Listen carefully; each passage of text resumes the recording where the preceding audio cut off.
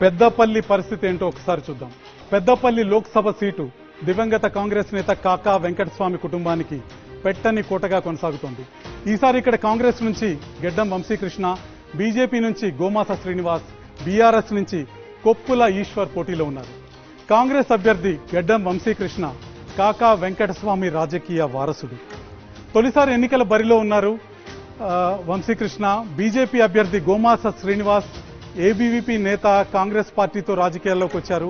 తర్వాత బీఆర్ఎస్ లో కొనసాగి ఇటీవల బీజేపీలో చేరారు.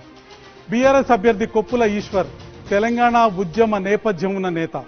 రాష్ట్ర మంత్రిగా, చీఫ్ విప్ గా కూడా పనిచేశారు. కాంగ్రెస్ విజయం సాధించే అవకాశం పెద్దపల్లి పార్లమెంట్ సెగ్మెంట్ లో స్పష్టంగా కనిపిస్తుంది. పెద్దపల్లి పార్లమెంట్ సెగ్మెంట్ లో కాంగ్రెస్ విజయానికి దోహదపడే అంశాలేంటో ఒకసారి చూద్దాం. కాంగ్రెస్ అభ్యర్థి తండ్రి, పెదనాన్నతో పాటు సీనియర్ నేత ప్రేమ్ సాగర్ రావు, మంత్రి శ్రీధర్ బాబు ఈ నియోజకవర్గంలో కాంగ్రెస్ ఎమ్మెల్యేలుగా ప్రస్తుతం కొనసాగుతున్నారు. నియోజకవర్గంలోని 7 సెగ్మెంట్లలో కాంగ్రెస్ పార్టీ ఎమ్మెల్యేలు ఉన్నారు. వెంకటస్వామి కాలం నుంచి కాకా కుటుంబానికి ఈ నియోజకవర్గం మీద బాగా పట్టుంది. దానికి తోడు ప్రభుత్వంలో ఉండటం ప్లస్ పాయింట్ అవుతుంది.